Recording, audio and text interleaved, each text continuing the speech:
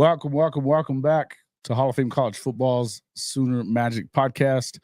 I'm your host, Jason Watkins, and if you love college football, particularly Oklahoma Sooner football, you're definitely in the right place. So before you forget, smash that red subscriber button, like our videos, and don't forget to ring the bell so you don't miss one moment of Hall of Fame college football. Guys, just first wanted to apologize to everybody for missing our normal Tuesday night live stream that we have done every Tuesday for about a year and a half now. I had probably the worst headache in the history of my life. I just couldn't even get out of bed. So going to go through some of that stuff that we were going to talk about on Tuesday night here this morning. We also have our No Cap SEC show tonight. So be sure to join us right here on Hall of Fame College Football and the Sooner Magic podcast pages for all of that stuff. We will be talking a little bit about some of the recruiting stuff we're hearing, transfer portal, some of that other stuff. Going to bust chops on Texas like we always do. But one of the other things that I wanted to really kind of talk about, and I actually have a really special guest here to talk about it, is the continued OU staggering amounts of slander headed in the direction of Brent Venables in Oklahoma, the latest of which comes via On3 and their coaches rankings, which among others has coaches such as Eli Drinkwitz. Let me go through the list here. Lane Kiffin, Dan Lanning, who hasn't done much, Kirk Ferentz, Jeff Brom, Jonathan Smith, Dave Doran. I mean, look, there's a lot of reasons that this is crazy, but I have a hard time understanding some of it. You know, some of these guys, what have they done? And I don't know whatever their criteria is for coming up with this, and it's all subjective, and you can say what you want. But in the last, well, really the last few months, but particularly over the last few days and weeks, I've seen show after show after show where, you know, asking, why does Oklahoma feel disrespected? Because you're disrespecting them. You're disrespecting a coach that's you're disrespecting the coach that's been one of the most respected defensive minds in the country, has worked with two of the most successful coaches in the country as an assistant head coach, defensive coordinator, has put top-level defenses out that beat Alabama twice in the national championship game. They've beaten Georgia. I mean, good grief. I don't know what else you could possibly do. He won a national championship as a defensive coordinator at Oklahoma in his first stint. It's unbelievable. And Zach Reynolds, you were absolutely right. Trying to force mediocrity on OU with that schedule back-to-back years, that's another thing that's with it too. There's no respect there from the SEC even. That's fine. I think as Oklahoma fans, we love that kind of stuff. Prove it, that kind of stuff. But this is another level of it, though. When you start putting guys like Eli Drinkwitz ahead of Coach Venables, I mean, Jonathan Smith, I don't mind some of these coaches that they're considered very good coaches in the country. I think they are good coaches. But none of these guys were offered the Oklahoma job that I'm talking about. You think they were going to offer that job to Eli Drinkwitz? Hell no. Hell no. There's no way. Lincoln Riley has since fallen on, he's way up the list. He's fallen on his face because he doesn't have the power of Oklahoma behind him anymore. And here we are. But I wanted to bring on a special guest today, somebody who knows a little bit about and can enlighten us a little bit about why you would choose Oklahoma over some of these other coaches, some of them that are way up there on the list that Coach Venables isn't on. Welcome into the show, Mike Bogonowski Sr. His son, Michael Bogonowski, of course, is a freshman with the Sooners, had a big day in the spring game the other day. Welcome into the show, Mike. Hey, thanks for having me. Good to have you, man. Good to have you. Welcome in, everybody. Yes, Glad to see everybody in here. Season's starting to fill up in here. I knew as soon as your name popped up, they were going to start. They're going to jump in. I don't think it has nothing to do with me. Probably everything that maybe my son. You Bogonowskis have been quite popular lately. The last and I exciting stuff, exciting times around there. I guess it's got to be really exciting for you. I haven't seen what you saw, and I mean, everybody's talking about the big hits that Mike was putting on out there. Really, this secondary class, not all of it, which is even in the building right yet, because of not everybody was an early enrollee.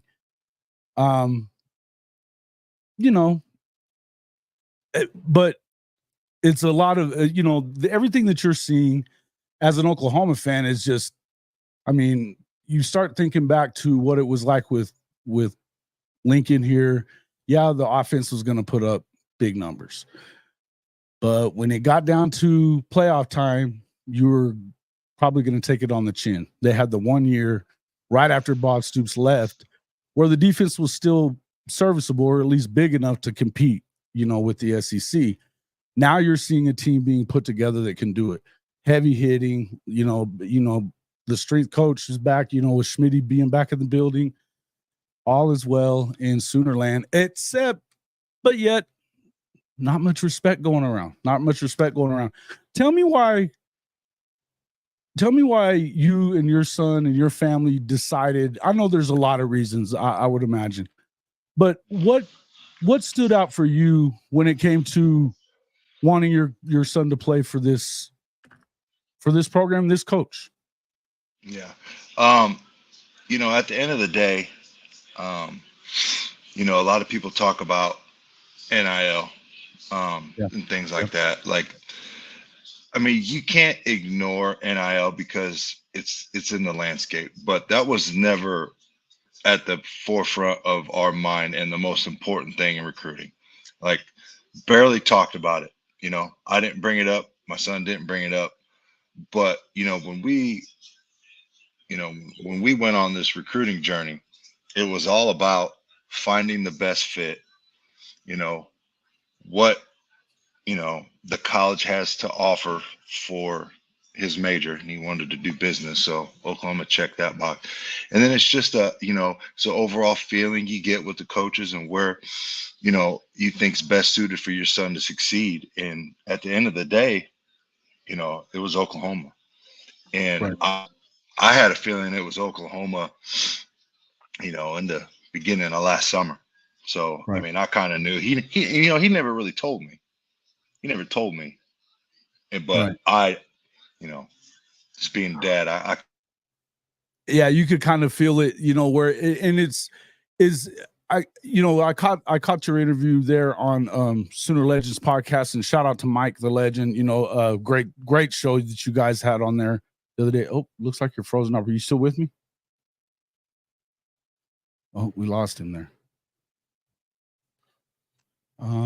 Maybe it'll pop right back in. Is this me? No, you froze up there. Yeah, we're having some storms in Kansas. Okay. Yeah. Are you on your computer or your phone? Bad weather up here. Okay. My phone. Okay. I went off. I took it off Wi-Fi to see how that goes. Okay. Yeah, it's still freezing a little bit, but we'll get there. All right. So, yeah, I mean, obviously you catch hints, and as a father, I had a son that was, an athlete in high school as well. You can obviously tell kind of what's going on in their head and stuff. What do you think what was it for you that, I mean, I know that this is a decision you let him make, and that was, I caught your interview, as I said, on Sooner Legends podcast the other day. Great interview. And I just thought you talked about how it was really his decision and all that, but was Oklahoma what you preferred as well? Was Oklahoma and Coach Venables and this defensive staff was that at least near the top of your list anyway? Yeah, it was at the top. At the beginning, I don't know. I say at the beginning, I probably preferred K-State, full transparency. there's an aspect of it being near home. I had a couple coaches that were on my staff when I played that recruited me to New Mexico State. So there was a familiarity aspect to Kansas State. And, Yeah.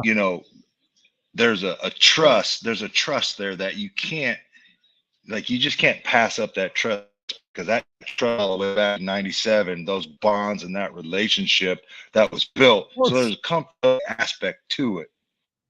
Well, and don't you live a few miles away from Kansas State anyway? As it went along. Yeah, it's right down the street. Yeah, it's right down the street. I get it.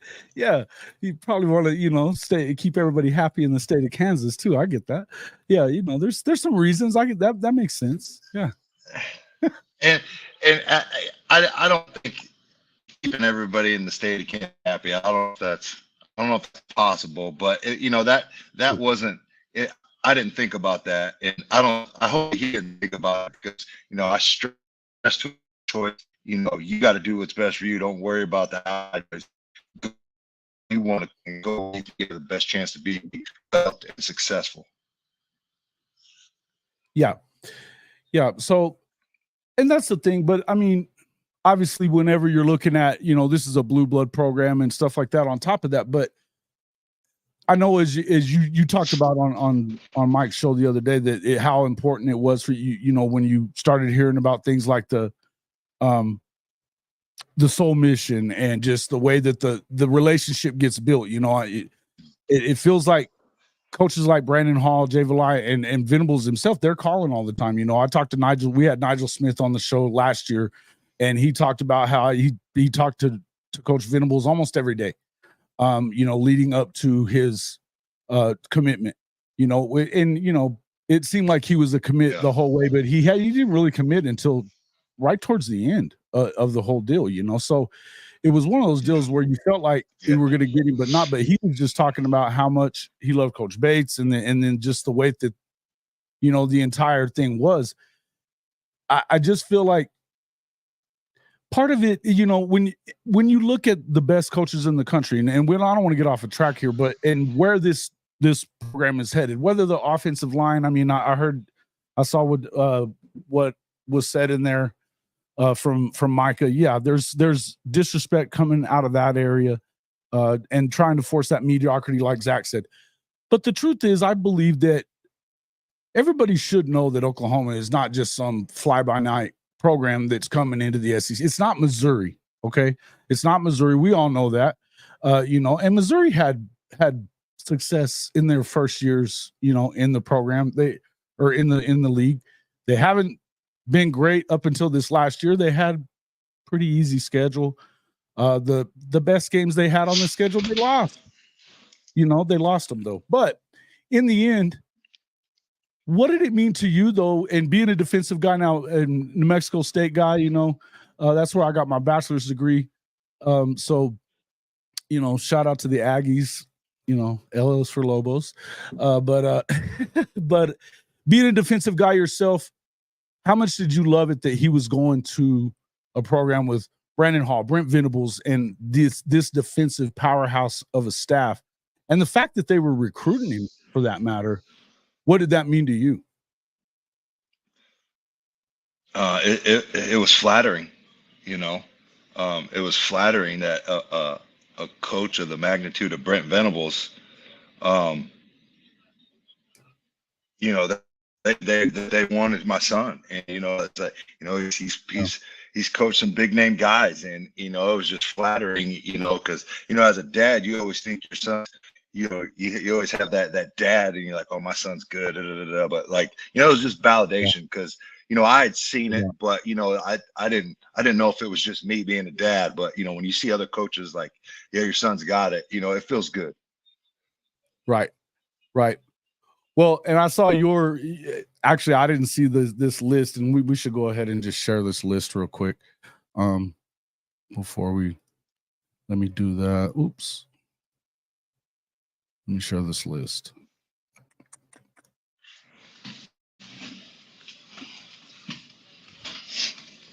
But real quick, let me get to the super chat. List, wow. Yeah, it's pretty wild. What Mr. B said about right fit is exactly what we need at OU and what success is all about in creating the right culture. And I think that that has a lot to do with it as well as culture. Thank you for that super chat, Stink. And then Nelio said you should have stuck with that first thought, Dad. Damn it. Nelio is our guy from KC Mo. He is a K-State guy. His family, a lot of them went to Oklahoma, so a lot of that's kind of joking around. But he's definitely. Yeah, no, it's all good. I can understand why he. I think a lot of people, especially after this past weekend, are understanding exactly why. Or I can understand why they would be not so happy about it. But look at this list. Obviously, I have no problem with Kirby Smart. He's won 2 natties. 2 out of the last 3. They've lost 1 game in their last 30. Kalen DeBoer taking a less talented Washington to the national championship game. Fine where he's at. Fine with Brian Kelly, really, for that matter. He's done a lot of things with less, and now he's at LSU. So I get it. Ryan Day, Steve Sarkisian's my first. What the hell is this about? The guy first won 10 games last year in his 10th season. Coach Venables won 10 games in his second year as a head coach after taking over a program that Lincoln Riley tried to set fire to on his way out. It just is what it is. Yeah, we're not dealing with you today, bud. Not at all. All right. Let's see. So, I mean, that's the whole thing. Sark is in and of himself. Look, I think he's a great offensive mind. I think that he's done very little with what he's had. And even his first year in Texas, they weren't in the same situation. Now I think they had a culture issue, and he's probably helped with that a bit. I think that he has. And I know he recruits pretty well, but my question is, at what point does he have to there's games that you should have won. He couldn't even beat Oklahoma last year. And he had probably the best team we've seen at Texas in 20 years. They don't beat OU. They lose for the second straight year to Kalen DeBoer and Washington in the playoff in a game that, Washington's defense was not very good. And they got some talented guys coming in the portal. My question is, are they more talented than the guys you just watched walk out that are all slated to be first to third rounders at worst? I don't see it. I have a hard time believing it. So we'll kind of, it is what it is. I don't know, man. Anyway, I don't have a problem with him necessarily being on the list. I think number 5 is a little silly. Dabo should probably be a little higher up, although I feel like he doesn't really play the NIL game and he hates the portal. So I'm not sure that I understand that. There are obviously going off of his national championships. One could argue he would have never won them without Brent Venables and this coaching staff that's at Oklahoma. Kyle Whittingham, I think he should be further up this list. I think Kyle does more with less than anybody in the country. He's an amazing coach. Lincoln, I think it's insane that he's still up this high after the way that he had the Heisman Trophy winner and they loaded up in the portal and they went 7-5. They were a 2-point conversion away from starting 6-0 and going 0-6 to finish. So, yeah, I don't buy it. Let's see. Oops. What did I just do? Okay. Lane Kiffin.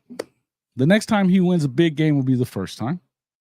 But he's number 10. I like Lane, but, it'll be the first time.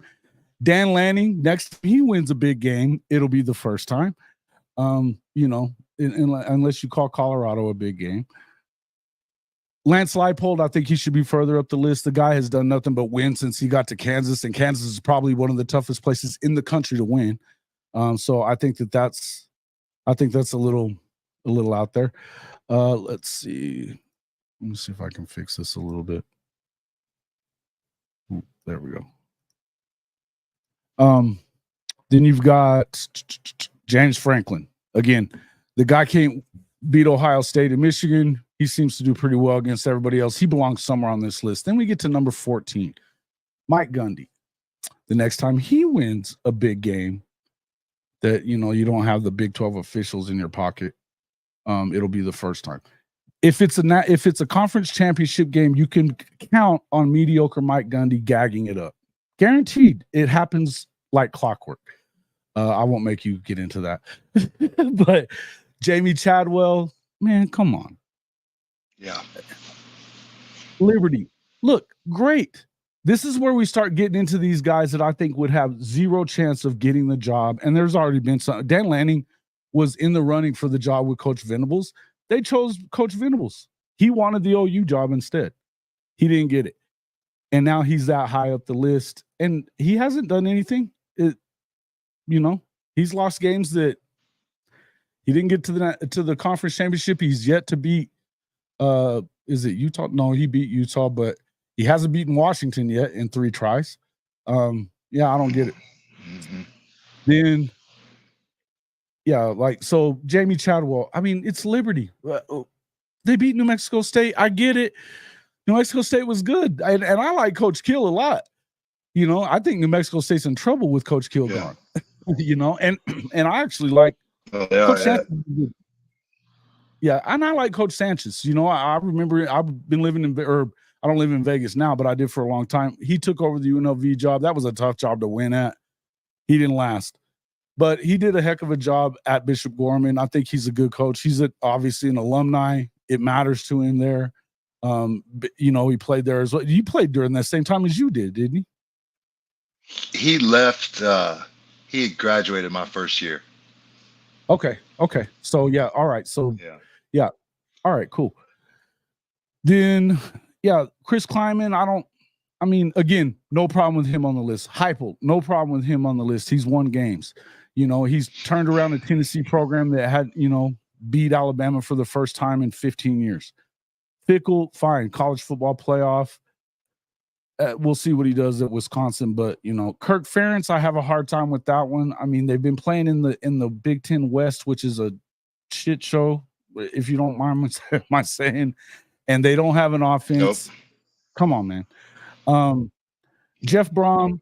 Look, I like Jeff Brom overall, but he hasn't really done much either. His last year they won 10 and then lost to USC. But to be honest with you, most of his other seasons have been 5, 6, 7 wins, somewhere in the area of like Eli Drinkwitz. And aside from this time at Western Kentucky, he did a great job there. But like Purdue, they had the 1 year that they went to the conference championship game. They got rolled, of course. I think he's won 10 or 11 games since he left Western Kentucky twice. And everything else was 5, 6, 7 wins, somewhere in that range. Look, yeah, come on. I think he's a decent coach, but I wouldn't put him above Coach Venables. Matt Rule, I like Matt Rule. He should be higher up. Jonathan Smith, what has he done? I mean, yeah, they were decent in the Pac-12, but everybody's decent in the Pac-12, and they still didn't win it. Yeah, I don't know. Dave Doran, come on, man. I don't even want to say it. And then Eli Drinkwitz. Smoke and mirrors, joke. It's a joke. To me, none of those guys that I just brought up really would have had a shot. Jeff Traylor, I like Jeff Traylor a lot. He wouldn't have got the OU job. Drink wouldn't have got the OU job. Jonathan Smith wouldn't have got the OU job. Ferentz would never get it. Chadwell would have never got it. We know Gundy would have never got it. I know he thinks that he would have. He wouldn't have. They could have hired Lane Kiffin at any point, and they didn't. It's just not. That's not who they wanted. Yeah. Mike Norvell, I like Mike Norvell. Whittingham, Coach Witt, was one of the guys that was on my personal list of possible replacements because of what he's done. But in the end, I think it's crazy. Tell me what your thoughts were when you saw this list of the top 25 per Jesse Simonton at On 3. Well, my first thought is they're trolling. It's some kind of clickbaity type thing, and they got me. I retweeted it. I had to say it. They caught me. But the more I look at it, the more I have to ask myself, what's the criteria? Is it just as a head coach? Mm-hmm. Is it just last year's? Is it your whole coaching career? You know, like it, and I would need to know that before I like think. But I mean, if you're just looking, and I think the easiest way is to say last year, right? What you did last year. And Yeah. if you hold out Coach Venables on this based off just last year, there's something going on with On 3 in Oklahoma. You know? And it's not even there though. I watched, well, that SEC podcast is a popular show right now. They have continually drug and trolled Oklahoma, and more so than Texas. And I mean, you know, the thing is that I get it that, you know, Texas made their little run to the CFP and immediately gagged it away. And that was debatable though. Whether they got in was debatable in my opinion. Absolutely. I mean, you know, all the Florida State folks were bitching and complaining about Alabama, but I mean, Texas, yeah, they won the Big 12. Good for them.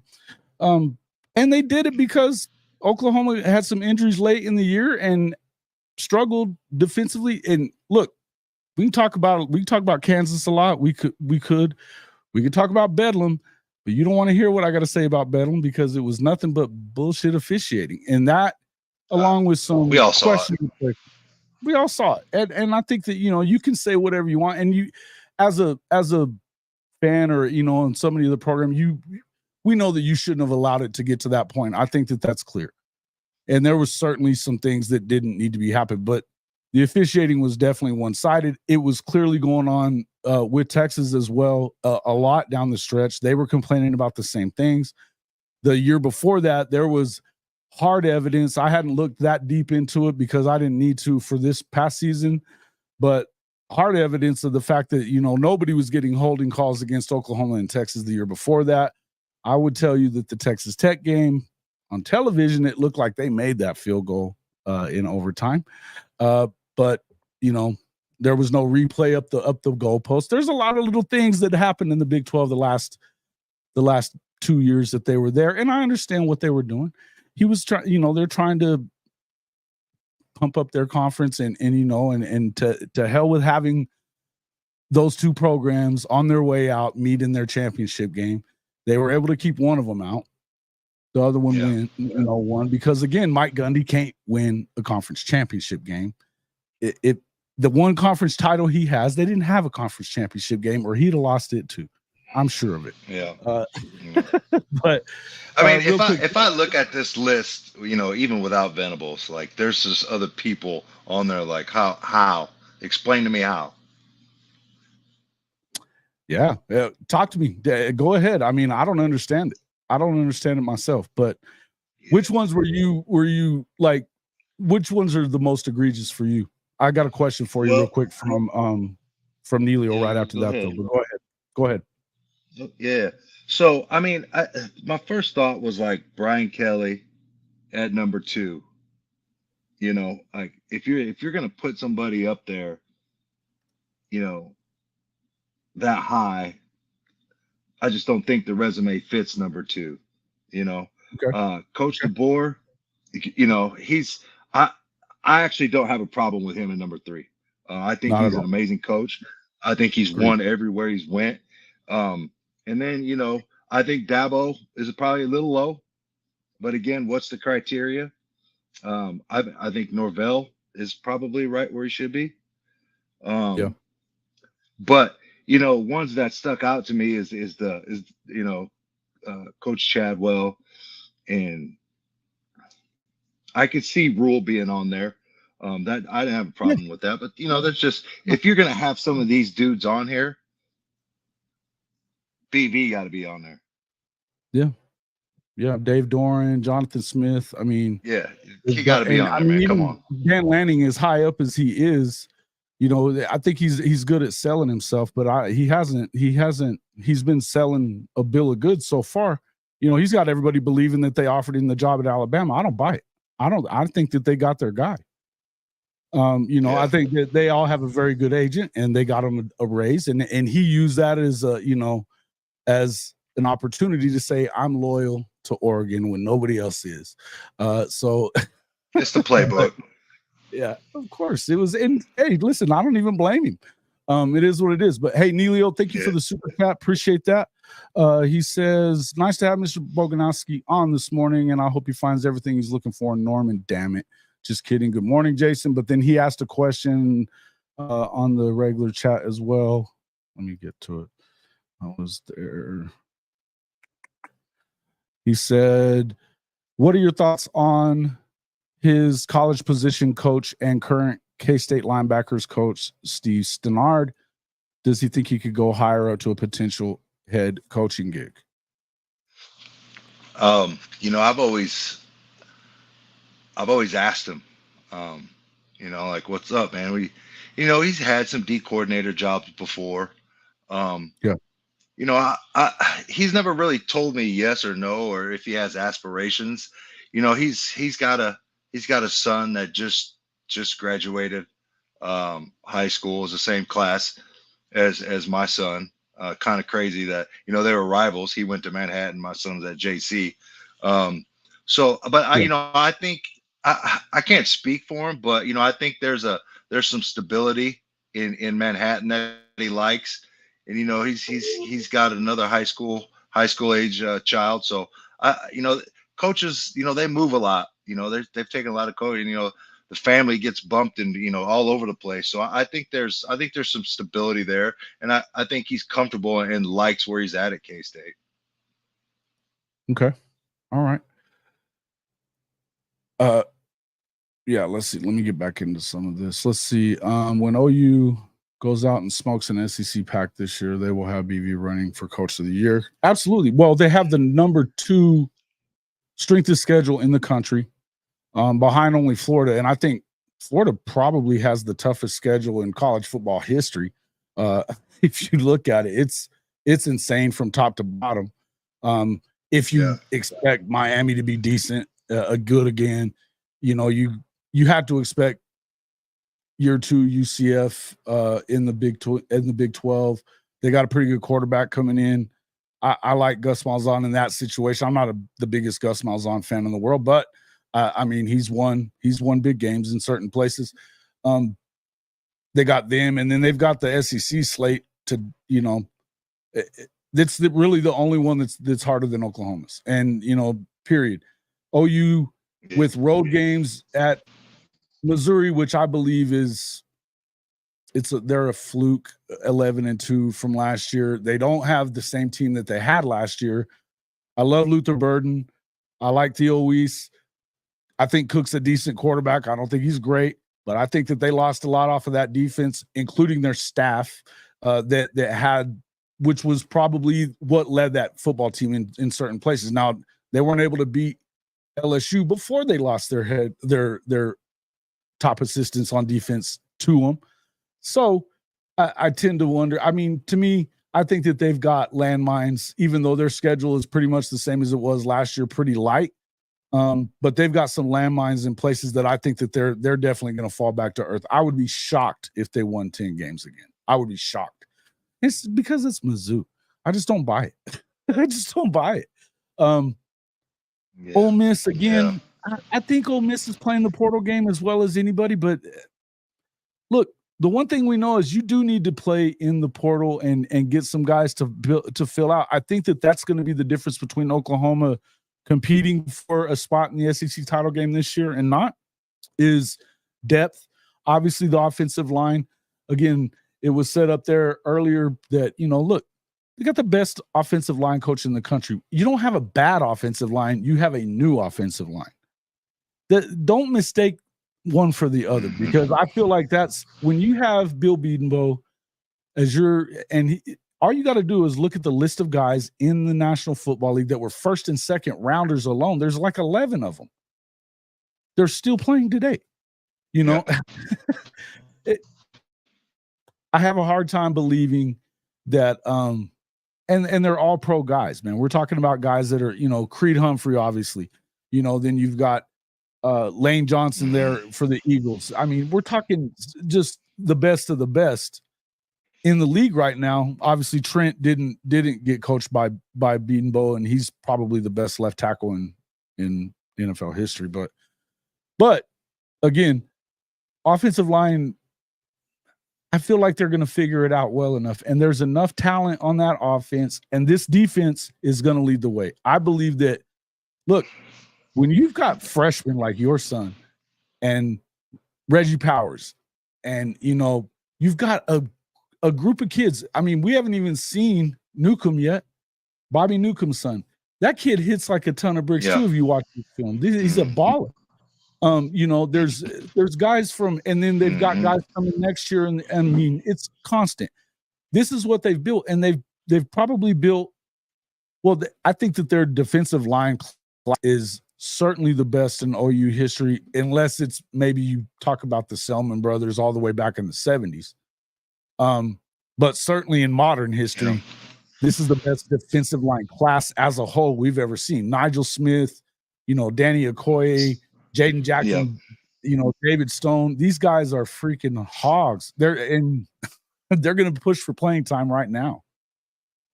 I feel like, and there's a guy on Twitter. Go ahead. Sorry. Go ahead. No, go ahead, please.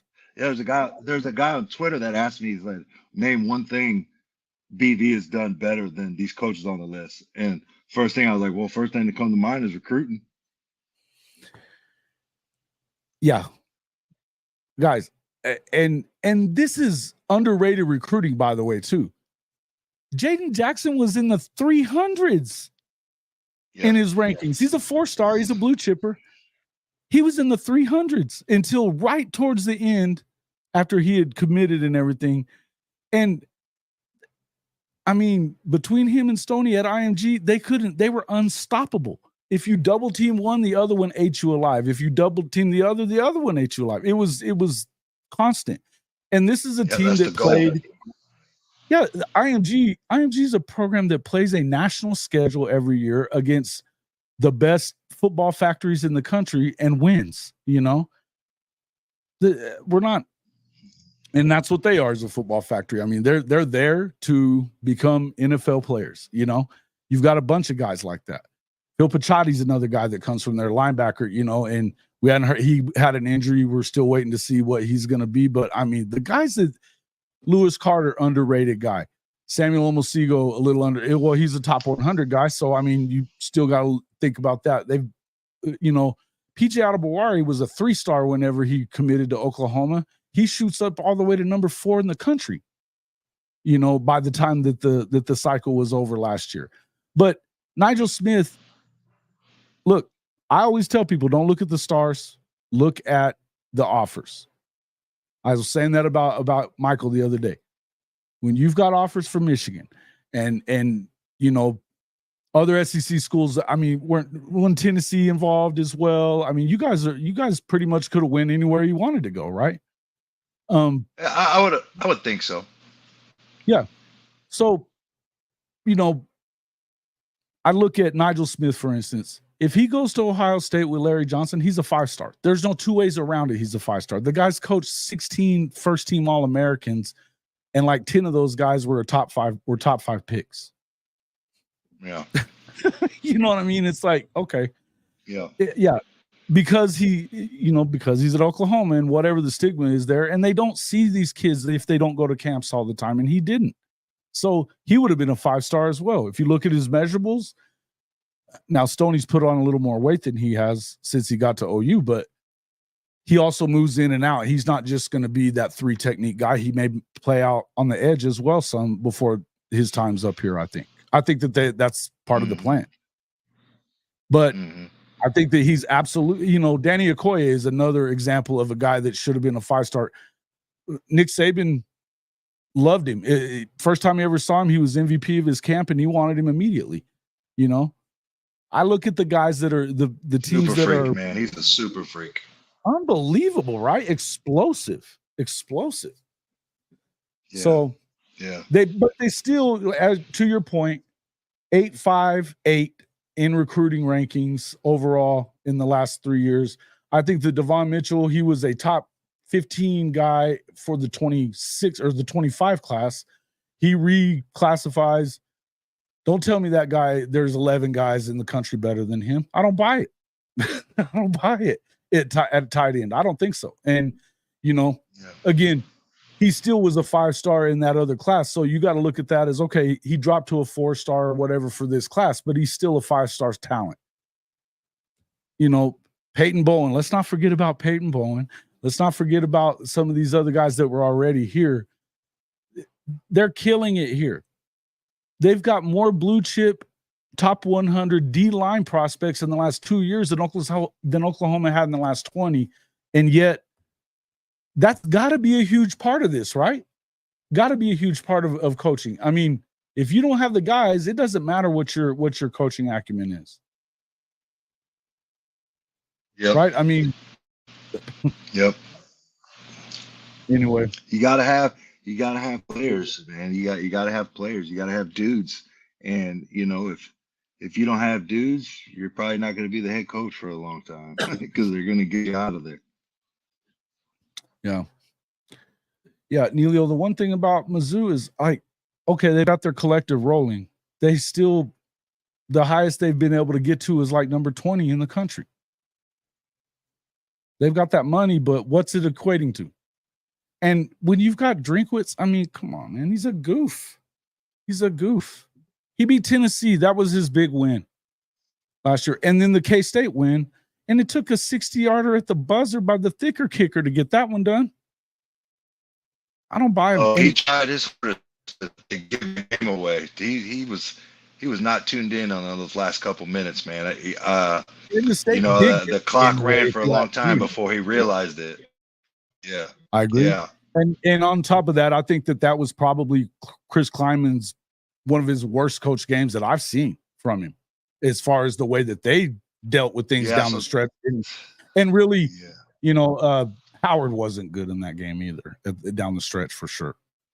No, not at all. Not at all. Had some injuries on the defense side. The middle linebacker, he got hurt in the first half and, was essentially playing with one arm the second half. It was actually pretty amazing. He was still playing. They had a lot of breaks go their way. I mean, they played mostly a third string lineup from Ohio State and were losing in the fourth quarter 3-0 in the Cotton Bowl. Yeah.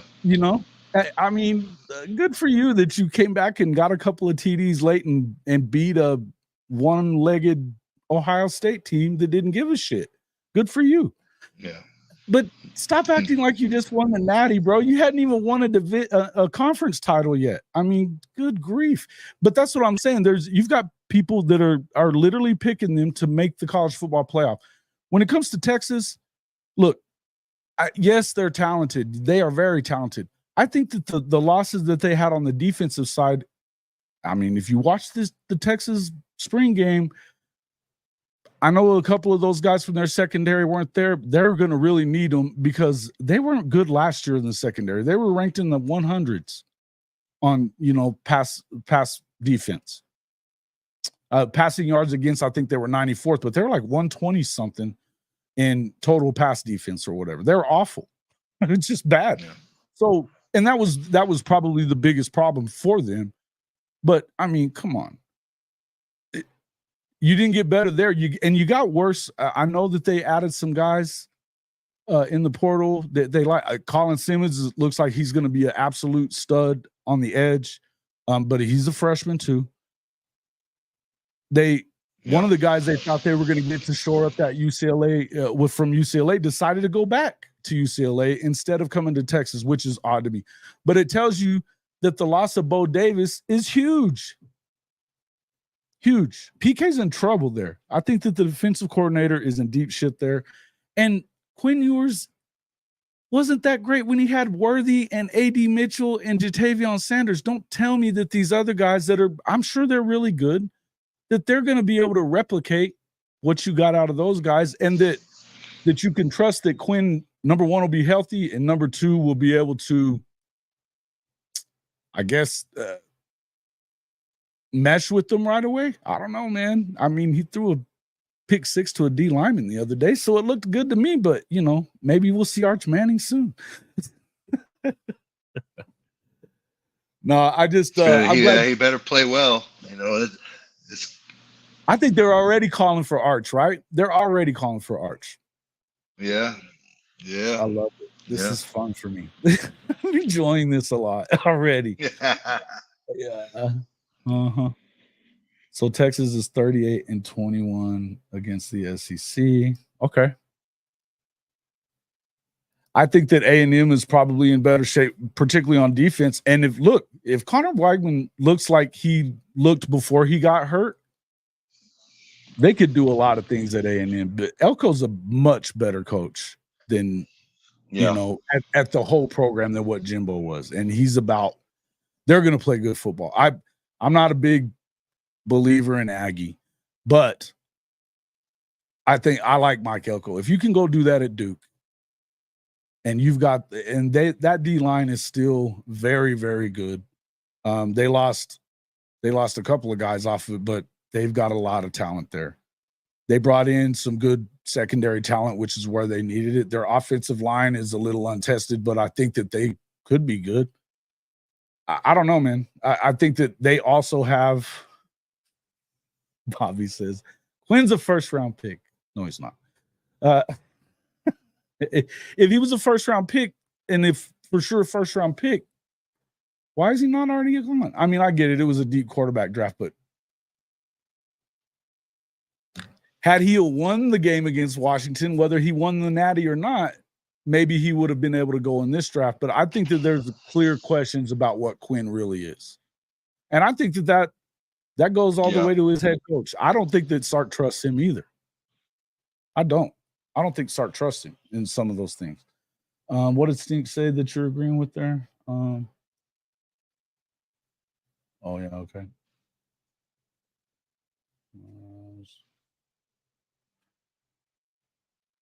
Yeah, the good coach. Yeah. Elko might struggle this year. He's got to erase Jimbo's culture.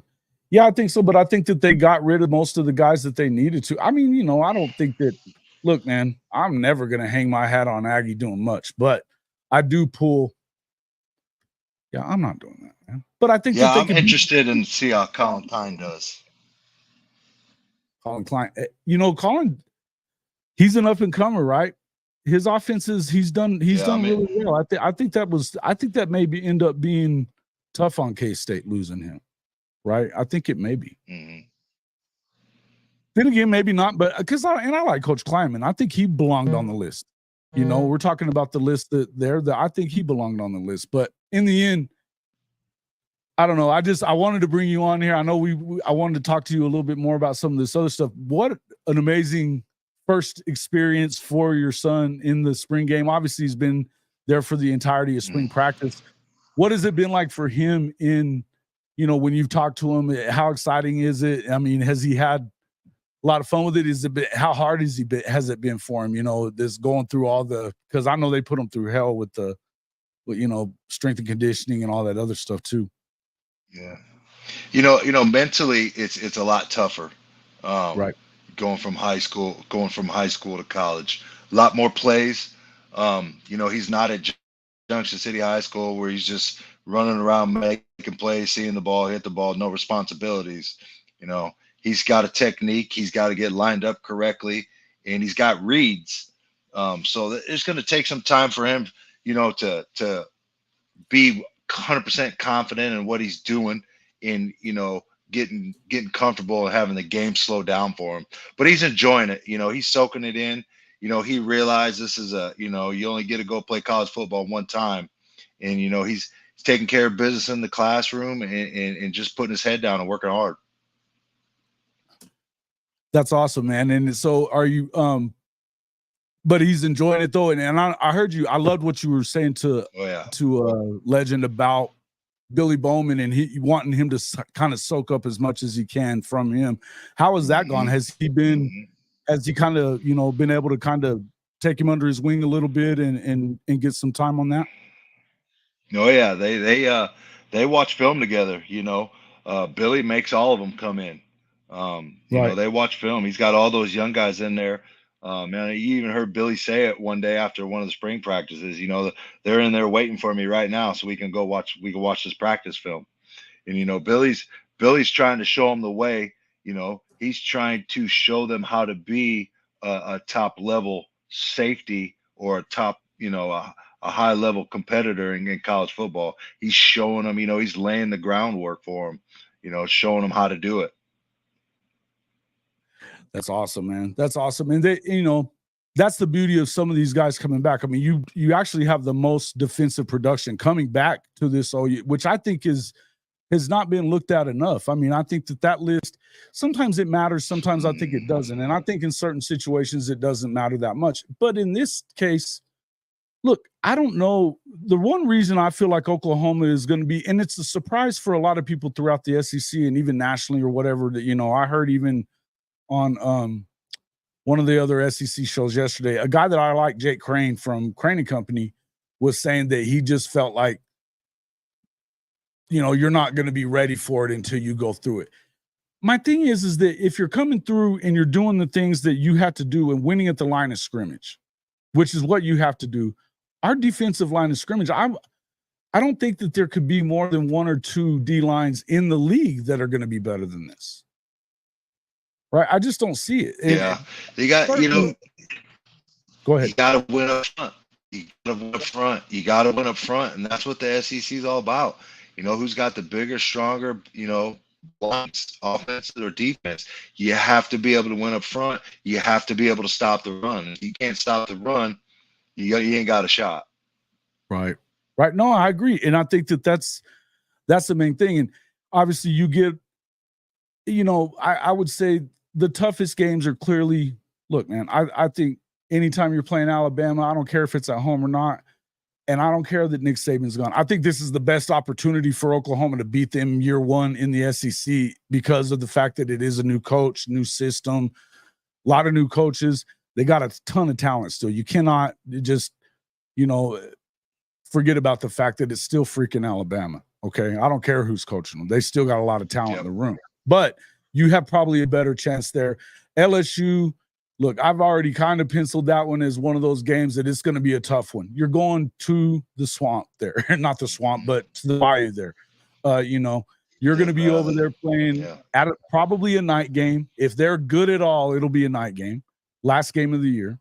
You know, and if they're anywhere close to like competing for the conference championship, they're going to be playing at night game. That's a tough loss. That's a tough game to go win anytime. Maybe you could. I feel like the road games at Mizzou, that's a win. Mizzou's been talking too much. They're going to beat them. Ole Miss, I feel like Ole Miss still has a lot to prove, man. I think they got a lot of talent. But again, they're going to have to win these games that you either think that they should lose or, you know, that they need to win. You're going to have to show me that you can actually play for a conference championship because you've beaten the better teams in the conference. They got drummed by Georgia last year. Drummed. I don't care that they're playing them at home. I think they're going to get drugged. I think Oklahoma probably beats them too. I think the toughest games are what I said, Alabama, definitely LSU. I think the Auburn road game is probably going to be tough. Unless you're New Mexico State, I think it's a hard place for most of these good programs to go play. You know, it is what it is. But I think there's, you know, 9-3 is absolutely doable. And I see 10-2. I heard Jake Crane saying, you know, it's an 8-4 at best season. And I'm like, I don't buy that. It just doesn't make sense to me. And, you know, there's a lot of people thinking they're going to be mediocre. I think it's funny.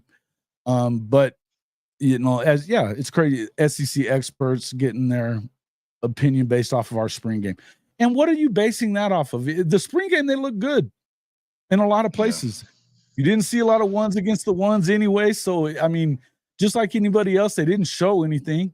So what are we judging it on? If we're going to judge anybody's spring game, I would probably judge Ole Miss on not having one.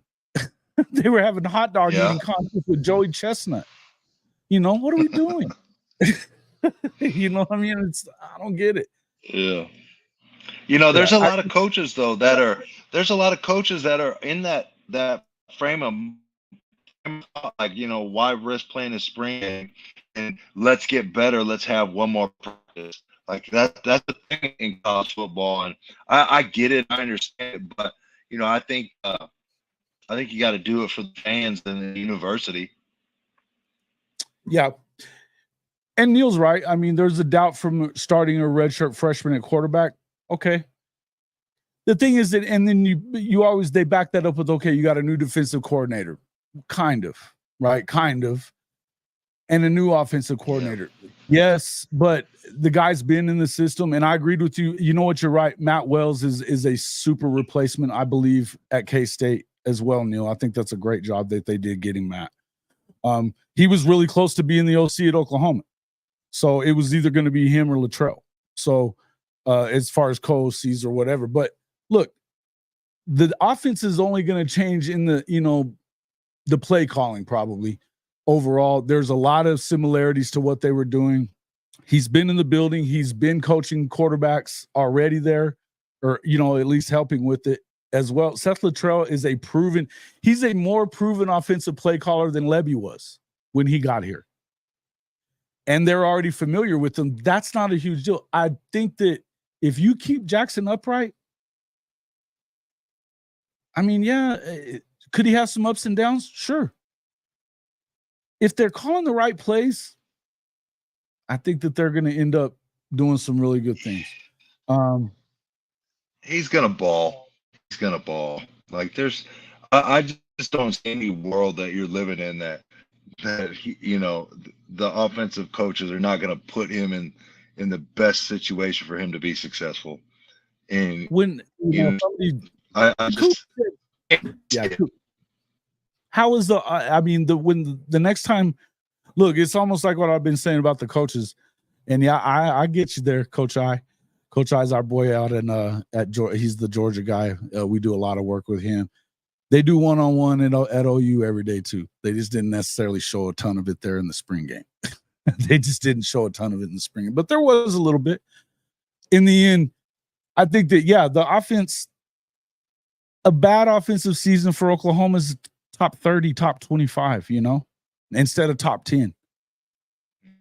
I just feel like they've got so much talent at the receiver position. There was a bunch of guys that didn't play at receiver last week.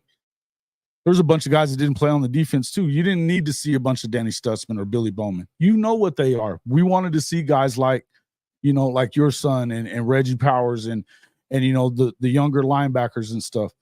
I think that was important.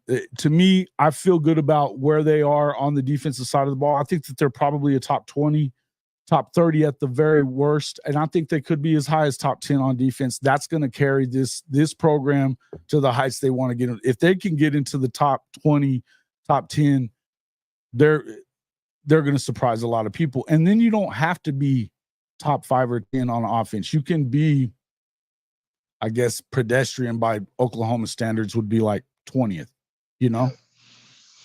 And you'd be in great strong shape. Defense and run the ball. Run the hell out of the ball. Defense and run the ball are the best friends for a young quarterback. Yeah, absolutely. Absolutely. Look, I look at that stable of running backs they got in there. Caleb Hicks looked amazing the other day. We didn't see anything out of Javonte. It sounds like he's hanging around. We know that he can be a power back. I'm glad that he's gonna, look, depth is a good thing.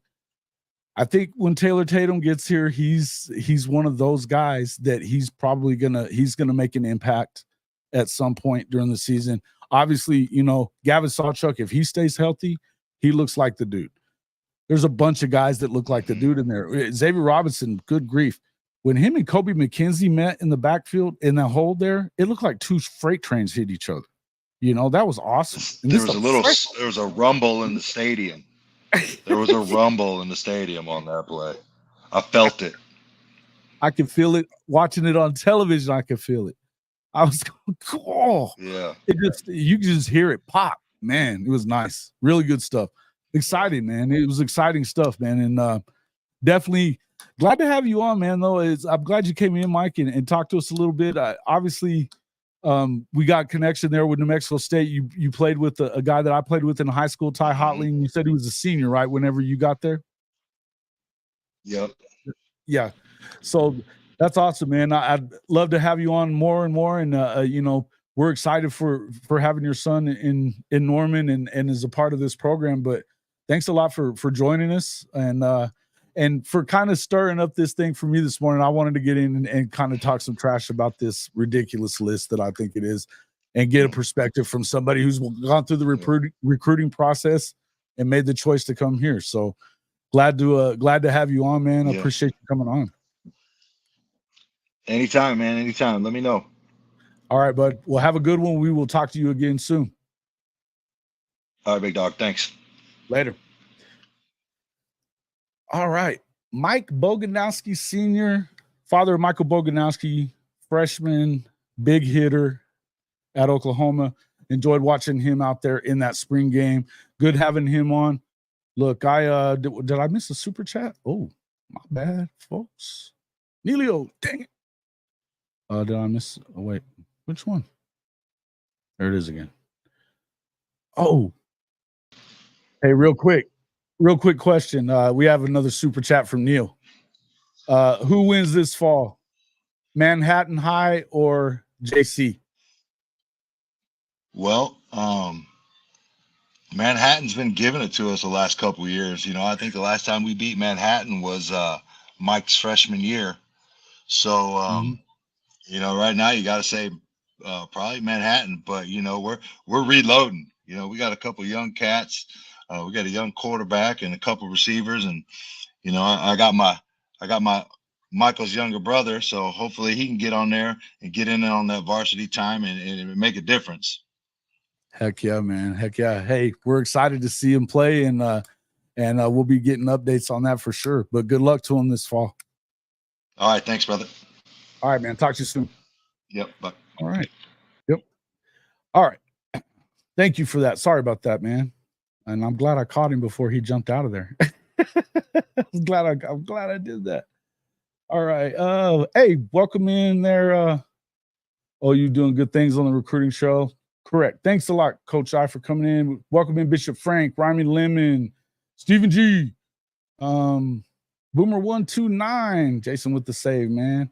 And Rhymy Lemon, that was a funny question you had, but come on, you know the answer to that. If I said anybody who gives the answer of best beard and it isn't Legends between the three that you gave, come on. It'd just be wrong. It would just be a wrong answer. Yeah, I think these chants are going to be coming quick, right? What do you guys think about that? That was some of the stuff I wanted to talk about. Definitely. Let me just finish off what I was saying about Coach Venables and everything at this. I think that these things are probably a good thing for the program as a whole. As we've seen on like the Red Dirt Media, when you've got those guys that are there from Oklahoma that are talking about what they see and how the disrespect for OU is real, they hear it, they see it. That's a good thing. I don't think Venables gives a shit. Nor should he, probably. That's for us to worry about. I agree with this. But I do think that I think that these guys are going to definitely surprise a lot of people. You know, obviously the schedule is rough. Number 2 schedule in the country behind just Florida's. I would say Georgia's is probably right there with it, not too far behind. But I really think that we're going to see a different team. We saw, what looked like a good defense for the first part of the season. When they had those injuries to Danny Stutzman and then Gentry Williams, I think it affected them quite a bit for the second half. We know they gave up 35.7 coming down the stretch. This was coming from the number 1 red zone defense up until that point in the country. So they hadn't been giving up a ton, right? After, the Texas game and beyond is when that really kind of happened. But so we'll see kind of what happens on that. But let's see. What did Bobby say? The use of the tight end will be far better under Latrell than jet sweep Levy. Yeah, man. The old jet sweep. It's not that the jet sweep's such a terrible thing as long as there's a vertical element with it. I'm going to go with the Teddy Lehman talk. That's what he was saying, and I agreed with him. If you don't have at least the threat of it, then they know what's coming. You can see it. and you can be prepared for it every time you send a freaking receiver in motion, for God's sakes. I think that the fact that it seemed like you saw a little less, zone read plays, a lot of stuff like that. I think that that's going to help a little. You saw some tempo, but you saw them slow it down a little as well. We're going to see a lot of the same stuff, but I think that his play calling, to me, the thing that I've said this a bunch about Jeff Lebby is I felt like there was times that he just didn't really know what it was that he was trying to do, right? I don't think he had a goal sometimes, or if he did, he forgot about it because it was just there didn't seem a lot of rhyme or reason for some of the play calls. Do I think he knows what he's doing with an offense? Of course, and they ranked in the top 5. Sometimes that's, you need some context with some of those stats when it comes down to you start looking at games you lost. The Kansas game was called absolutely terribly. And I would say that Bedlam, while there was some awful play calling or some awful officiating, there was some awful play calling on his part as well. I think you had an opportunity to go up big. You do a direct snap to a Javonte Barnes who told us he was hurt and shouldn't have been in at all.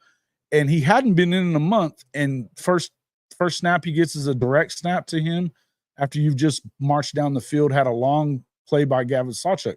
I thought it was an awful play. Just a stupid play call. I didn't get it. And I get it. Sometimes they're going to do that. You're going to have some bad play calls by anybody. But that just seemed weird to me. And it was it wasn't even in the realm of what they were doing and being successful with. You didn't make them stop you at the zone read, or that outside stretch, that stretch zone. They were not touching Gavin Sawchuk on the stretch run there, the zone stretch. Killing me. Anyway, let's see. Very, very fortunate that their first few seasons in the SEC had the traditional Eastern powers on downward slopes. Absolutely. Save for the Florida Monster, but then the Florida Monster ran away. They were gone. So that was when he left. Let's see what we got. Stephen, the addition of all offensive linemen, Hickman was important with y'all. Yes, I think so too. Even though we saw Joshua Bates, redshirt freshman, step up and do pretty good in the spring game, you didn't see a ton of like blitzes and some. How vanilla it gets. But I agree with you. I think Hickman was a big deal. You really need it. You really needed it. Yeah. Well, it's the jet sweep is one of those. If you're running it once a game, there's no surprise to it though either. You know what I mean? So it's more like a kind of that tricky play, and you don't run trick plays every game, right? Yeah. I don't think that the tight end recruiting's been bad. I think it's fine right now. I think it's, I think that coming in, they're definitely the last year they missed on some. The last couple actually, and then we're relying on portal stuff. Look, I think Braden was very good. He wasn't obviously recruited by this group of guys, but I think Devon Mitchell is as good as it gets. I think Bauer Sharp's going to be really good. He's not a blocking tight end as we saw, not in the SEC. He's a converted quarterback. It will be a while till you teach him to block. He's more of a pass catcher guy, and I think right now that's probably what you're seeing out of Devon Mitchell. Good news is when you got the guy coming in from Baylor, he's had some experience with Seth Luttrell and playing, at a power conference school. I think he's going to come in, be strong there as well. I don't think that they're definitely out of things for somebody in the future there either.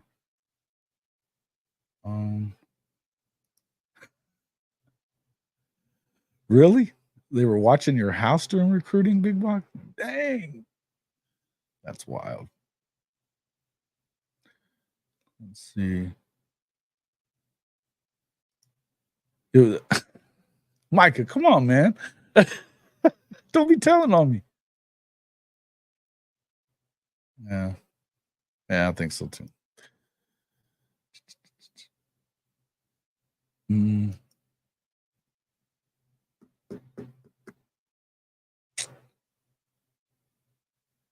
Dude, he knocked the shit out of him. I was like, oh, I think he just killed Bauer Sharp. No, man. Hey, yeah. And he was an absolute great guy to have on the show. Loved it. I enjoyed seeing him on the show with Legend the other day too. The crazy thing was that, when I got on Twitter this morning, as I got in here, I was going through some stuff. I was going to go ahead and jump on, but I started looking and he had that list up there and I'm like, you gotta be shitting me. And to look at that list one more time, let me pull that back up there real quick. Cause guys, it's unbelievable.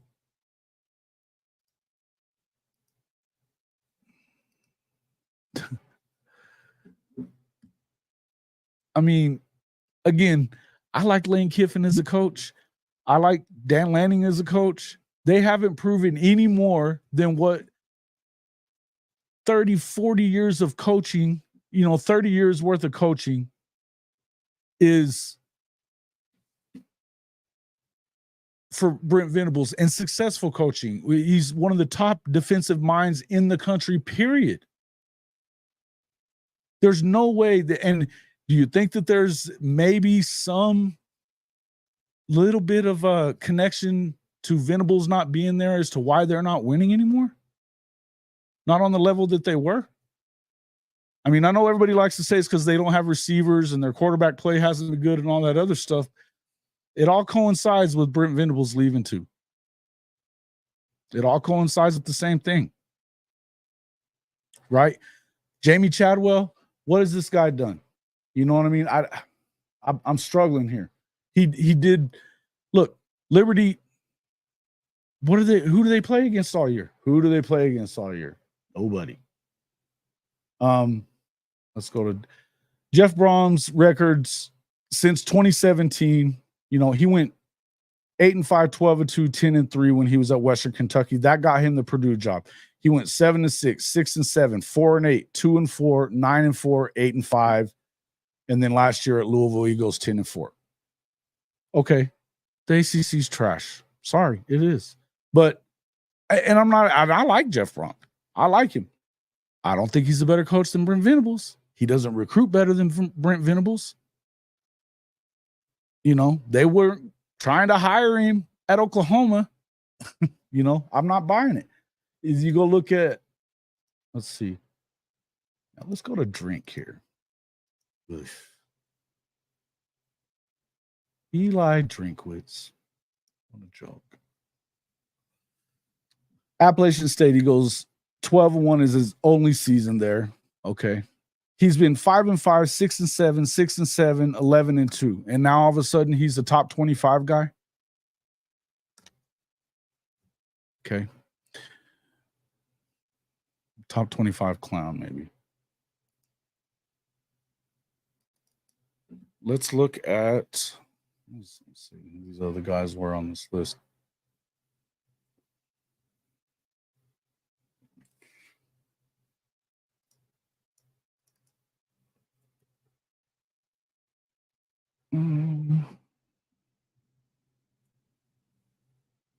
Jamie Chadwell.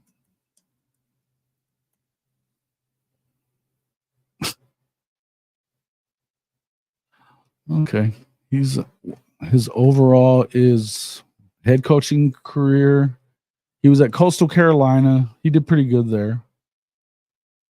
11-2, a couple 11-1 seasons, a 9-3 season, 13-1 at Liberty. Charleston Southern. I mean, okay. But so that experience is better for him than Brent Venables being a DC on multiple national championship teams, 3 of them, playing for 3 more?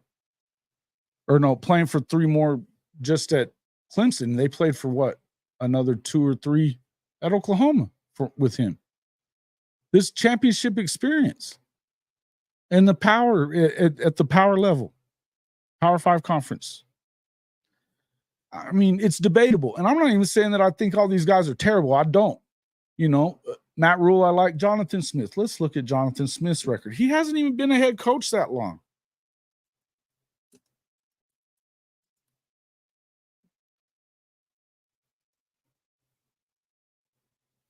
So at Oregon State, Oh, he played there. So, okay, his overall record is 34-35. He's got a losing record.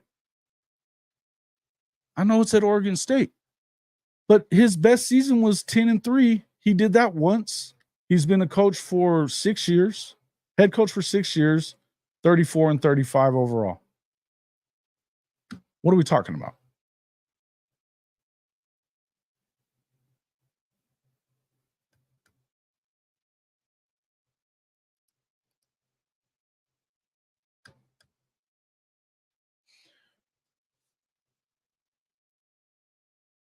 Who, Drink? He was going to get fired last season for sure. Gundy at 14. Yeah, what a freaking joke. What a joke. Mediocre Mike. They talk about, and I love Sam. Big Sam that played for him, of course. But they talk about this record. And then if you guys that remember the show when I went on the Locked On Oklahoma State and body bagged that clown that was on there with them. He had in his record against 10-win teams since he's got there 13-33. 14-33 since he beat Oklahoma last year. Record non-conference wins over a Power 5 opponents. He had 3 of them. 3. They were against 8-5 and 7, or 7-5, 8-4 2 7-5 teams and an 8-4. I think Georgia was 7-5. I mean, we're talking about winning teams in the Power, and or winning teams that were non-conference Power 5, and it was 3 total. 3. When you go and then you go and play teams, I mean, look, they almost lost to Central Arkansas last year. They lose to South Alabama. Did South Alabama even have a winning record? I don't think they did this past year. They were not as good as they were the year before. Come on, guys. It just doesn't make sense.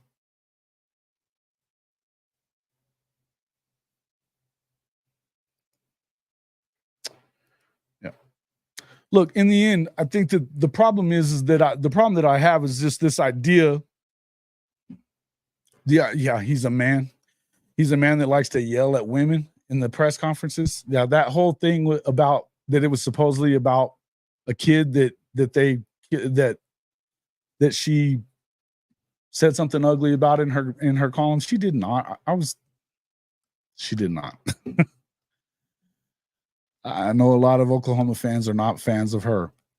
I'm telling you now, he was screaming at a woman. Nobody brought that up nationally. He was screaming at a female reporter, "I'm a man. I'm 40. He was pissed off because she was questioning their play calling, their game plan that week. Pissed him right off. The dude never wins when it matters. Never. If it matters, he's gagging. Period. Without the assist from the Big 12, they don't win the last Bedlam either. And that will be the last Bedlam as long as he's there. Believe that. Chances are they at least go that 10 to 12 years before this thing kicks back off again in Bedlam. And I think that's ridiculous. I think it's ridiculous on both sides. Oklahoma wanted to play the game. They chose not to. If Oklahoma wanted to play, they should have gone to the SEC. That's the only thing he'll say. Just blame it on OU. He did that for like the last 3 years. Jenny Carlson. That was it. Yes. She wasn't afraid of the mullet, but she definitely, that was not over something that she wrote about a player. Had nothing to do with that player that he was talking about. Nothing. I have zero respect for him. I didn't really like him at that point, but I really didn't agree with it then. And he got praised for it. And he's still he's famous for it. It's unbelievable.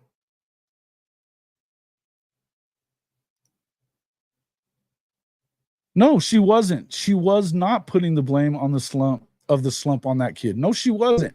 She put it on him and their game plan and what they were trying to do there. She was not putting it on that kid. She was not, man. I think that was absolutely.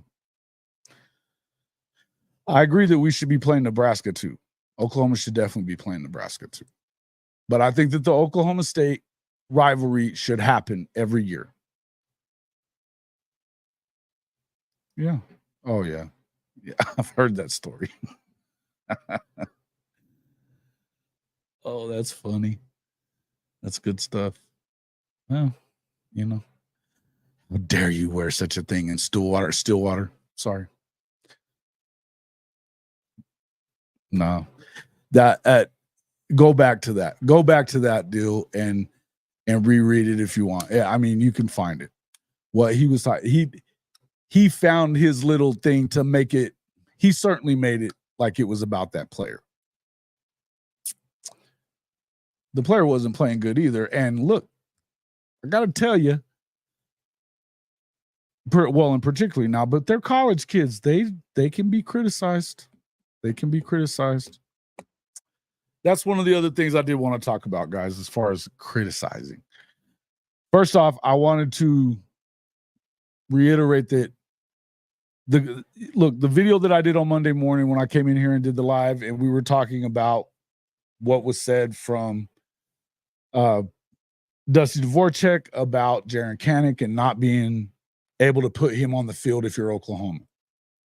And yes, we've all kind of been on them. A lot of us podcasters have. I know some of them have been less pointed about it than probably on my show or like K. Chris's show. I just want to make this clear that I don't have a problem with Jaren Kanak. I was talking about the fact that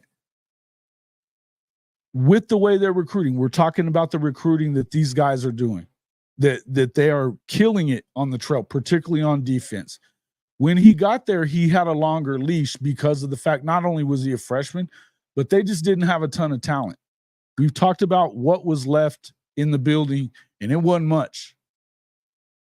That ridiculous narrative that, you know, an 11-2 team got left there for him to go 6-7 with. It's stupid. It's a stupid thing to say, but in any event, that was the narrative. It was not true. The fact is he's had room to grow. Now, the truth of the matter is that room is very little. His window, if it's left at all, is this big because of the fact that, guys, bottom line is there's a lot more talent in the room now. A ton more.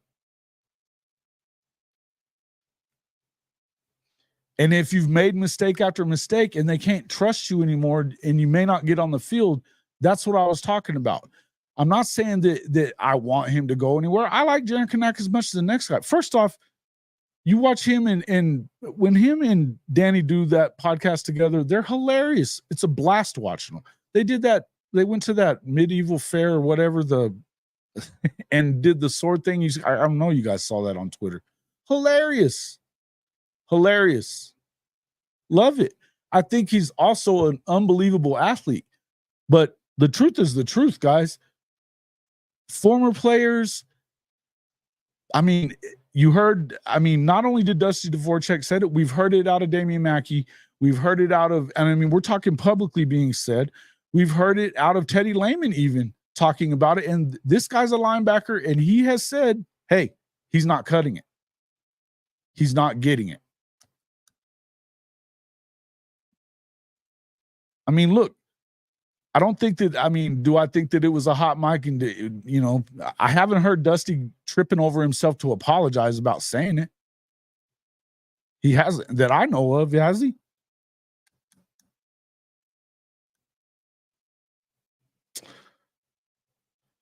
Tyler, there's a lot of ways to look at that. You can look at it however you want to. Yes, he had 5 tackles. He missed some assignments too, and some tackles, if it's 10, 12 yards down the field and you weren't in the place that you were supposed to be in the first place, like that guy said in the comment section the other day, he wasn't wrong. I went back and looked at what he was talking about just like you did. Guys, bottom line is I'm not even saying that that he'll never get it. I'm saying that he's running out of room in that room.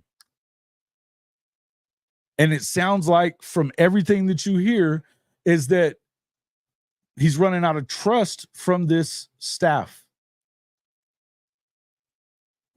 And that's the problem. And then you've got the issue of the scholarship count and stuff like that. I don't know what's going to happen, and it's not up to me to decide. I don't want anybody to think that I hate the kid or anything like that. That's not what I'm talking about. I'm saying that it's obviously for us to come in here and talk about what we see out there on the field, what we hear, not just from, quote, inside or outside of the freaking Switzer Center, but from the guys that are the closest to the program from outside of it. Guys like Teddy Lehman, guys like Dusty Dvorak. I'm supposed to have Barry from the Barry Max Show is going to be on the show with me on Friday, which is tomorrow. Yeah, we're going to do it probably probably around 6 or 7, I think. But we're going to probably talk about some of that. Look, you're going to see things, critical things being said about him, and it sucks that goes on. But the truth is that whether he gets in or not, it's not any of us to decide. None of us get to decide that. Mm-hmm. Right. But again, in time is the right way to put it there, Neilio, because when you are recruiting on the level that Brent Venables and this staff is recruiting on, you don't have a lot of time. You don't.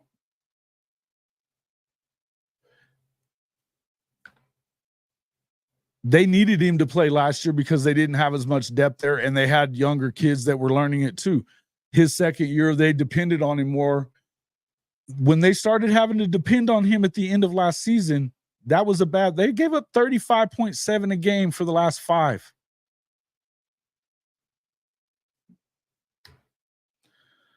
That's all I can say. And again, I don't even want to say that, like I said, I'm not telling you that I have a problem with this kid. I think he's hilarious. I think he's a hell of an athlete. But I think he's running out of room. And I think it's clear that he's running out of room and favor with the coaching staff.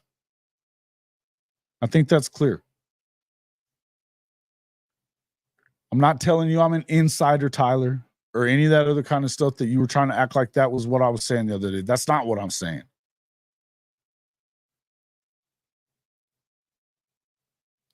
You can read the tea leaves and figure that Dusty probably doesn't say that unless he's either hearing it somewhere in the Switzer Center or someone that's close to the program, like Teddy Lehman.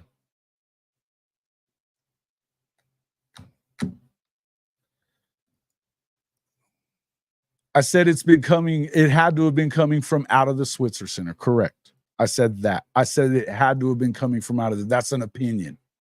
That wasn't me saying that I talked to somebody directly on the coaching staff. I didn't say that. That's not what I said. I'm not going to argue with you about that. Bottom line is, I'm not even trying to kill this kid, and you're freaking losing your mind still days after. Lewis Carter is a second-year player. He's not in his third year in the deal, and he also made a lot of really good plays. You see, my question for you, Tyler, and I'm not going to continue having this conversation with you, but my question for you is, why are you have no problem saying anything about any of these other? You've talked about Lewis Carter now. You were talking about Samuel Omosigo the other day, but you won't say anything bad about Jaron Kanak. He never makes any bad plays now. All of a sudden, why? You're the only one out of all these people that are talking like that. That makes no sense. I'm telling you that I'm trying to clarify what I said the other day. And you're starting to talk a bunch of crap. Who was it? The other guy, the linebacker that you were dogging and saying that they were missing assignments and this and that. Who? There was another one for sure. You were. It was on Jay's show.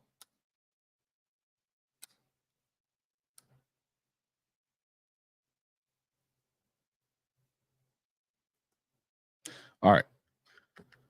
No one is immune from criticism. They weren't before NIL, but you're right. They're not. And look, they're also not immune from getting cut with the NIL too.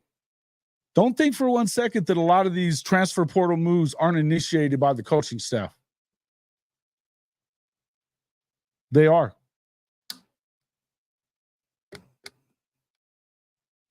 That's it. And look, he's had more room to grow, and he doesn't seem to be getting it at all. You can even see it in his body language. I don't understand what the big thing is there. I mean, look, and again, I think that there's a lot of places that you might be able to find for him in this system. Maybe even stay in the linebacker room, just not at middle linebacker, maybe. You know, I think there's other places. What's up, chicken?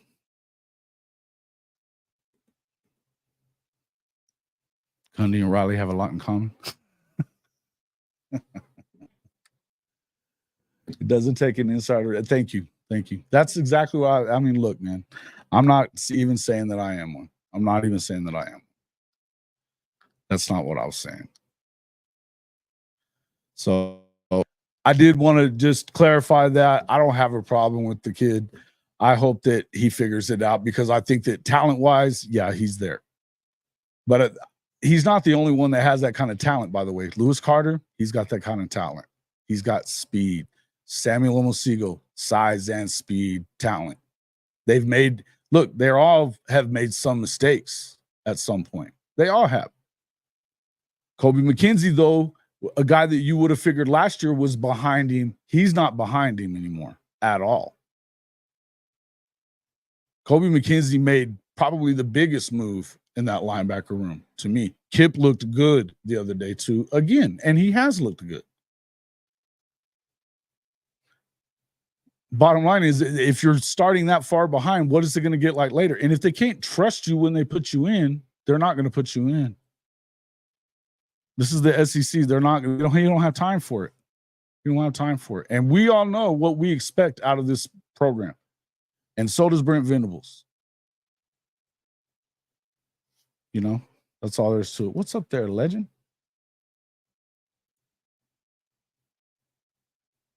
Mm-hmm.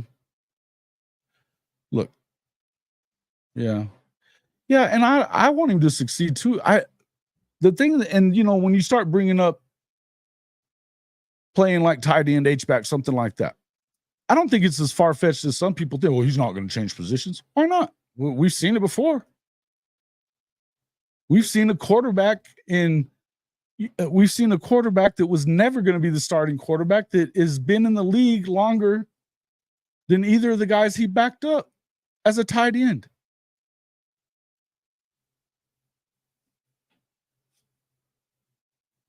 I mean, we've seen it. It happens.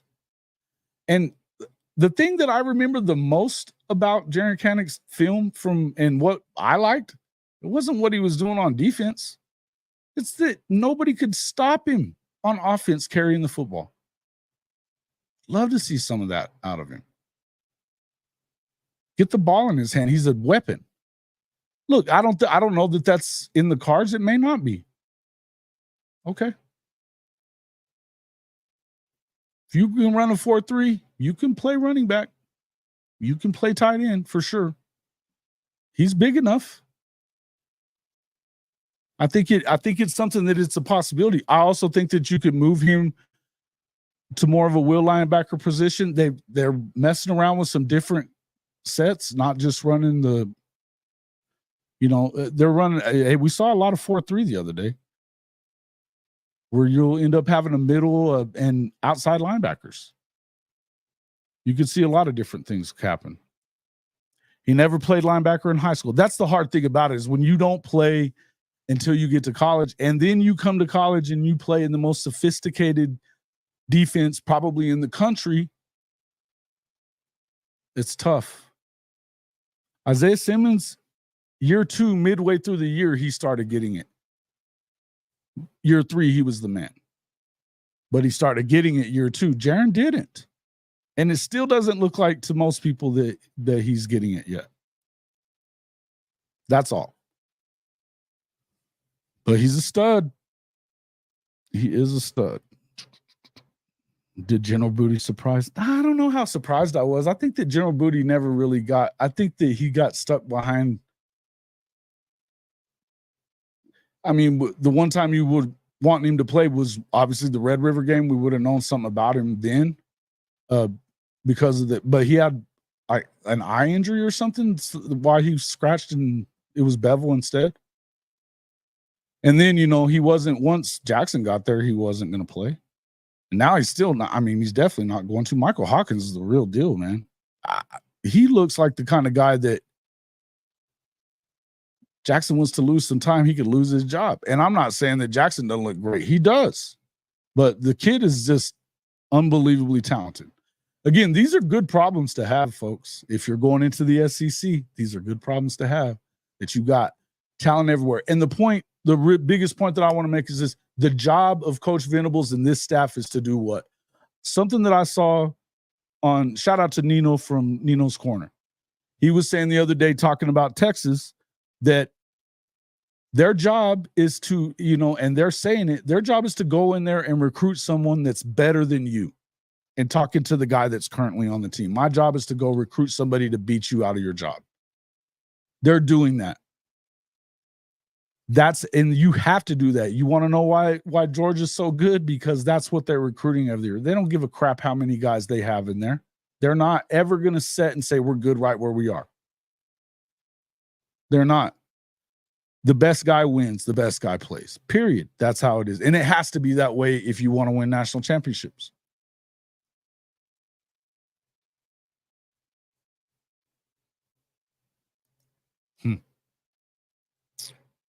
Yeah, I bet you. Rob, I tend to doubt that that's true, but what makes you tell us what makes you think that?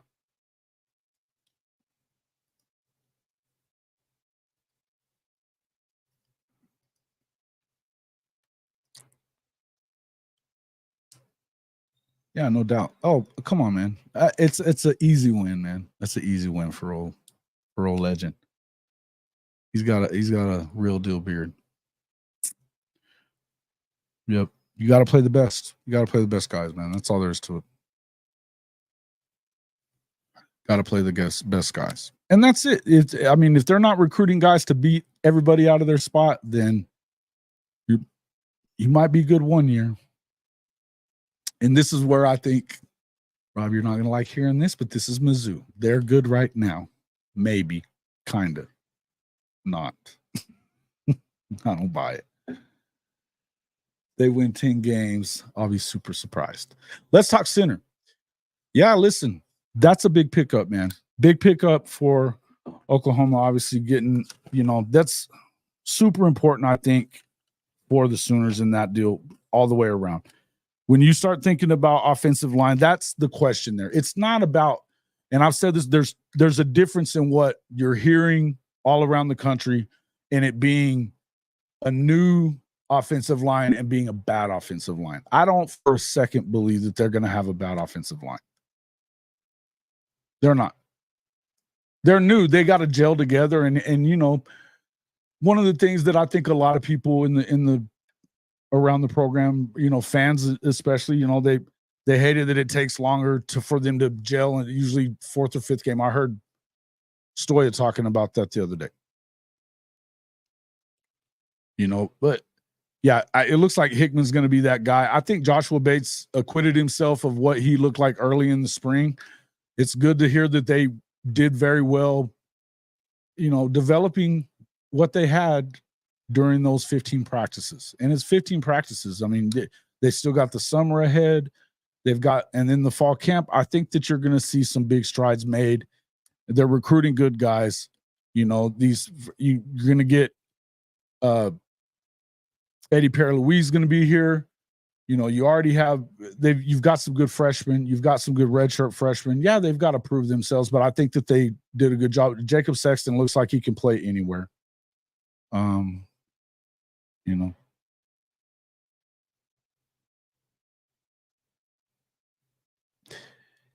Yeah, okay.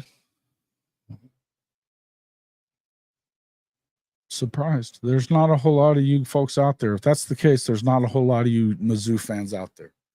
But you can stay. I think there is adjustments. I think that's why everybody's assuming that Oklahoma's not. There's a large segment of people around the country that are not assuming Oklahoma's going to be very good. SEC Mike and those guys being, hey, they have Oklahoma finishing 10th behind Florida. Behind Florida. They did their power rankings after the spring games, and they got Oklahoma finishing behind Florida. What? Okay. You guys know what I think about that.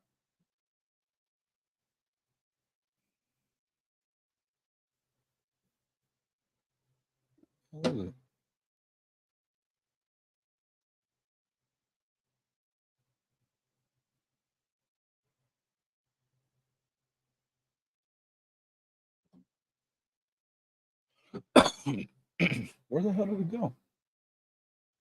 There it is. Oops. That is blasphemous. That is blasphemous. Ton of talent in the secondary. For them to finish behind freaking Florida at number 10. And so it was behind Florida and behind who the hell else was it that he had on that stupid list? I freaked out whenever I want to say it was like South Carolina, maybe. No, it wasn't South Carolina. Ooh, now I want to go back and look at it. I'm telling you, it was a terrible list, though. To have them behind Florida, I mean, come on. He had Florida at like 14th. Kentucky, yes. Kentucky, that was it. Yes. Bob Stoops just rolled over. The zone coverage. Maybe. Look, I think that you can not go zone sometimes a little more. If I had any preferences, it would be to let these guys play man sometimes, especially against the teams that you know. I mean, there's some teams that you probably can't, but I think there's some teams that you can play man against and just roll them up. Dude, with this secondary is the real deal, man. It's the real deal.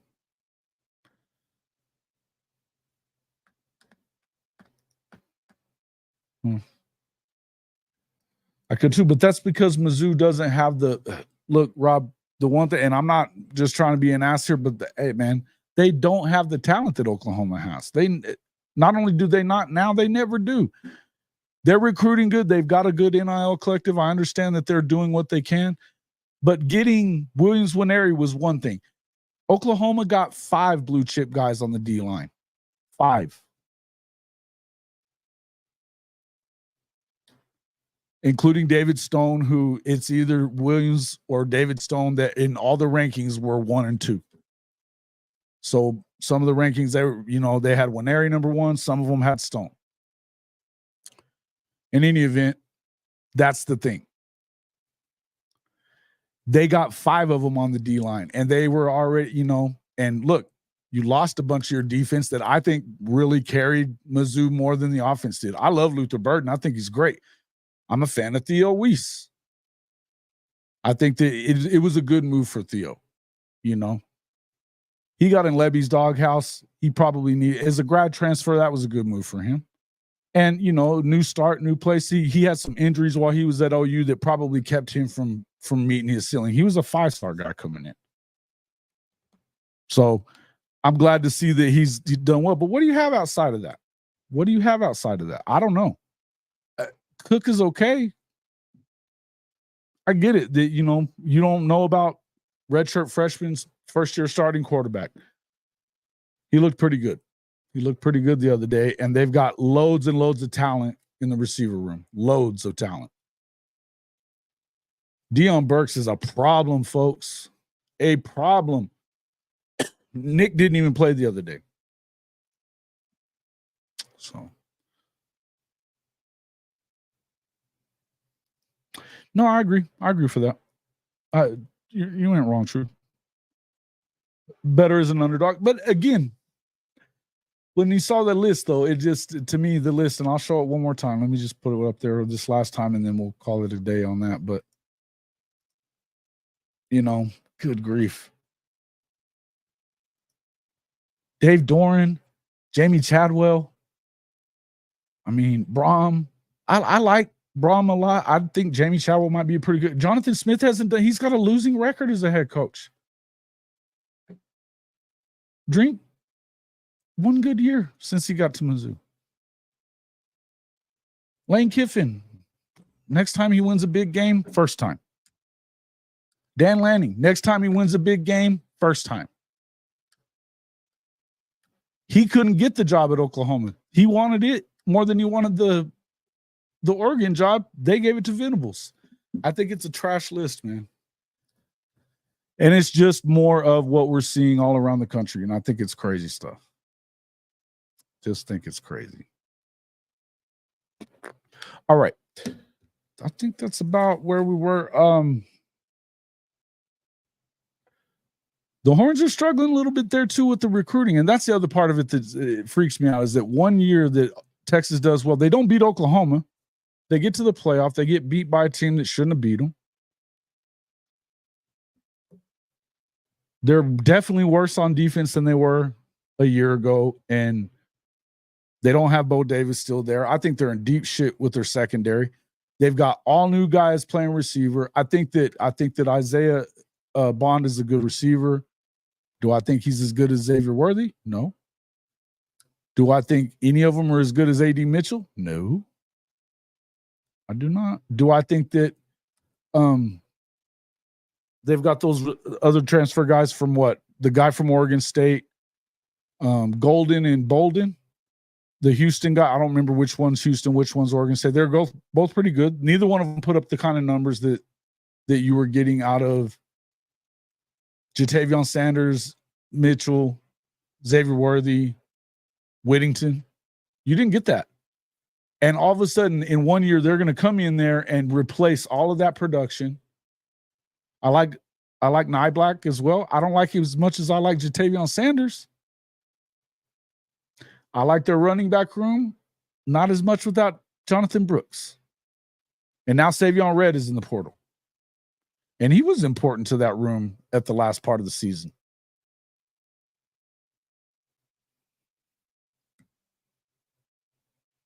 They're all good.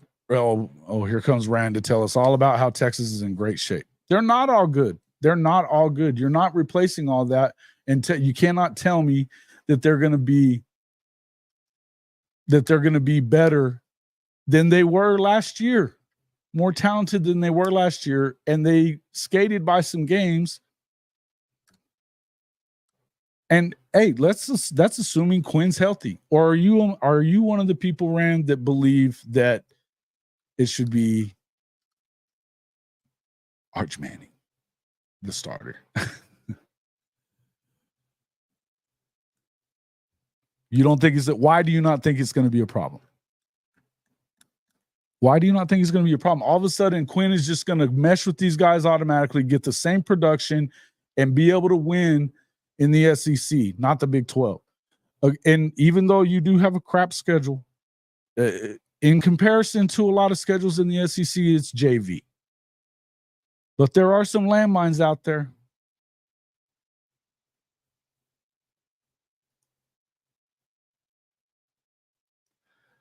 Hey, man, thanks a lot. Good to see you, Ryman Lehman. Appreciate you. The one thing, okay, you're saying Quinn, good. At least you're that guy. But there's another question. Is he going to stay healthy all year? Probably not. The offensive line is going to be good. Of course, it was good last year. And with those guys that are all first and second round guys, you didn't win it all. You had everything open in front of you to go win the national championship game. And you couldn't get by Washington for the second straight year. Now Sweat and Murphy are gone. Your best linebacker's gone. That secondary looks bad. And you're expecting Quinn is just they're going to reproduce the same stats with all new guys catching passes. I don't buy it. I don't buy it. Okay.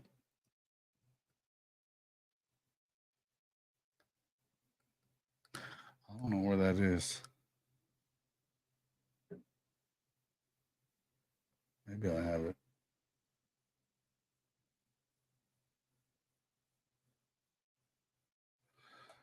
Ah, there it is. The old training wheel schedule.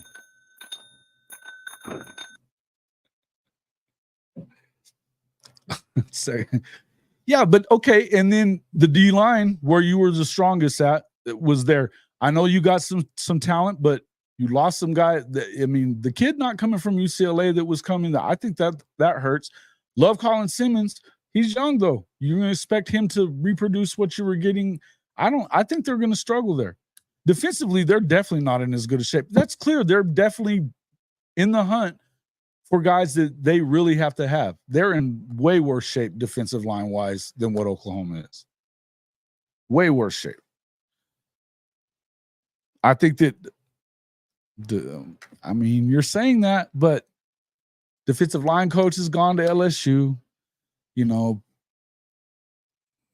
they're not getting the guys that you think you're going to get.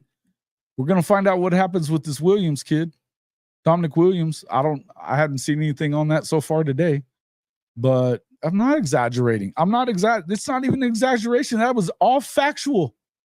Every bit of it. You're going to tell me that Bo Davis not being there isn't hurting. And Murphy and Sweat, 2 All-Americans not being there is not going to hurt you. And Xavier Worthy and A.D. Mitchell and Jatavion Sanders and Whittington not being there, not going to hurt. Brooks, not going to hurt. A lot of things have to happen for you guys to do what people are acting like is just a given that they're going to do. It's a joke, man. It's a joke.